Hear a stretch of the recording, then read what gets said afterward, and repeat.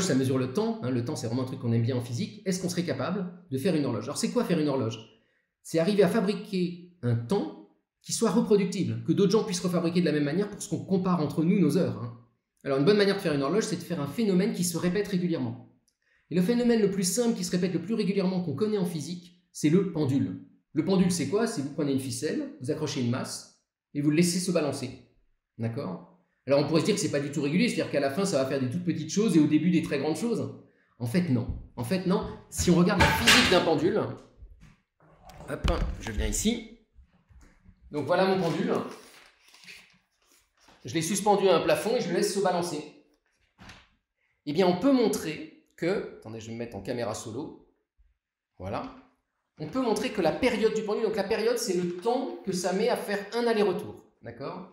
La période du pendule, si on fait les équations de la mécanique, elle vaut 2π racine de la longueur du fil divisé par la gravité. Ça, c'est la longueur du fil. Hein, les lycéens ou ceux dans le supérieur savent dériver cette formule-là. Et cette formule-là, elle est incroyable. Je vais vous dire pourquoi elle est incroyable. Parce qu'elle ne dépend pas de la masse. Je peux accrocher ce que je veux au bout du fil, je trouverai toujours la même période.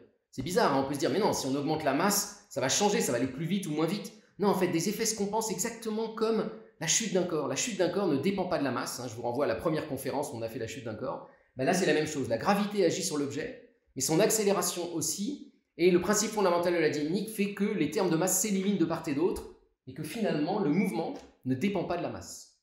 Le mouvement ne dépend que de la longueur. C'est encore mieux, il ne dépend pas du point de départ. Ça, c'est dément. On pourrait se dire que si je le lâche de très haut, ça va mettre bien plus de temps à revenir qu'à la fin, où il fait juste des petites choses. Mais non. Non, parce que quand je le lâche de très haut, il a beaucoup d'accélération, donc il descend très vite et il remonte très vite. Alors que quand il est à la fin de son mouvement, il n'a plus beaucoup d'énergie potentielle, il a du mal à balancer et ça lui prend plus de temps. Et donc finalement, l'aller-retour met exactement le même temps, quel que soit le moment du mouvement. Donc ça, c'est idéal pour faire une horloge. C'est idéal parce que ça ne dépend pas de la masse, ça ne dépend pas du moment où je le lâche, ça ne dépend que de la longueur du fil. Alors, qu'est-ce que ça veut dire faire une horloge? Ça veut dire avoir un temps qu'on peut comparer à quelqu'un d'autre qui a la même horloge. Hein, nous, on a tous nos montres réglées à la même heure, et c'est ça qui fait qu'on peut parler d'horloge. Donc, la bonne manière de tester ça, c'est d'être plusieurs personnes à faire le même pendule et de vérifier qu'on mesure le même temps. Alors, quel temps on pourrait mettre? On pourrait se dire, on veut une seconde. Une seconde, ça sonne bien. Donc, si je veux une seconde, cette formule me dit quelle est la longueur. Hein. Si je dis qu'une seconde, c'est égal à ça, eh bien, je peux inverser. Ça veut dire que 1 sur 2π, c'est égal à L sur G au carré. Non, pardon, L sur G, c'est égal à 1 sur 2π au carré, le direct. Et donc finalement, ça me donne la longueur. La longueur, elle vaut la gravité fois 1 sur 2π au carré. Et si vous calculez, vous allez trouver à peu près 25 cm. Si vous faites un pendule de 25 cm, il fera un aller-retour en 1 seconde. Selon cette formule-là, si vous êtes sur Terre. Si vous êtes sur Mars, la gravité change et il faut en tenir compte. Okay? Alors, 25 cm, c'est pas beaucoup. Donc nous, avec les copains, on s'est dit qu'on allait tester un pendule qui fait 1 mètre de long. Alors 1 mètre de long, regardez, hein, si je mets 1 ici, ça veut dire que la période vaut 2π racine de 1 sur G. G, c'est 9,8. Et si vous calculez ça, ça vaut à peu près 2 secondes finalement. Donc on a une période de 2 secondes normalement, si on fait 1 mètre de long. Et donc là, on va rejoindre Frédéric, comme la fois dernière, mais on va aussi rejoindre Ulysse. Et on va essayer de faire la première expérience confinée en simultané à trois endroits de France différents pour voir si on arrive à fabriquer le même temps. Et on n'a pas triché, on s'est juste dit, chacun prend l'objet qu'il veut au bout du pendule, mais on a tous la même longueur, on prend tous 1 mètre. Et on va bien voir si ça dépend ou pas de la masse de l'objet. Donc moi j'ai pris une patate, hein, parce que j'aime bien les patates. Donc vous prenez une patate, vous prenez de la ficelle, et puis il faut l'accrocher quelque part. Alors vu que moi j'avais rien où accrocher et que je voulais pas mettre un clou dans mon mur, j'ai pris un balai. Est-ce qu'on le voit mon balai? Non, on le voit, voilà, mon balai. Hop, il est là. J'ai pris un balai que je vais suspendre entre mon escalier et mon placard. Et puis je sais pas comment on fait les copains, on va bien voir. Et on va comparer nos pendules en direct. C'est parti.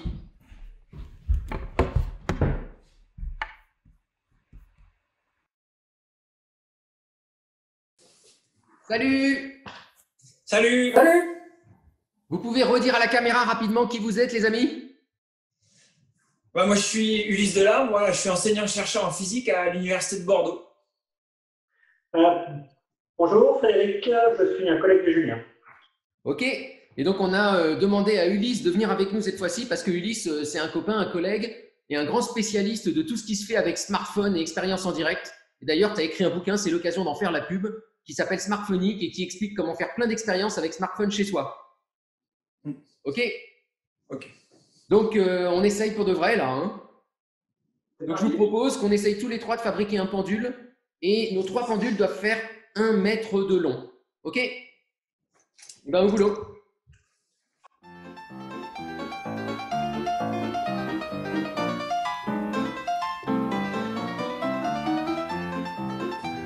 Alors moi, ce que je vais faire, c'est enregistrer le film du smartphone. Ah, super. Donc, on va voir en direct ce que mesure le smartphone. Exactement.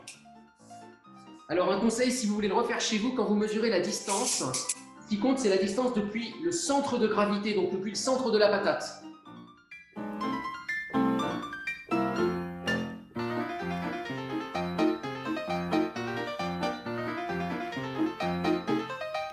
Donc, les amis, pour tester si nos pendules marchent pareil, je vous propose qu'on les lâche. Je vais faire 3, 2, 1, top. Et au moment où je dis top, vous les lâchez. Et après, vous dites juste top à chaque fois qu'il revient au point de départ. 3, 2, 1, top. Top. Top. Top. Top.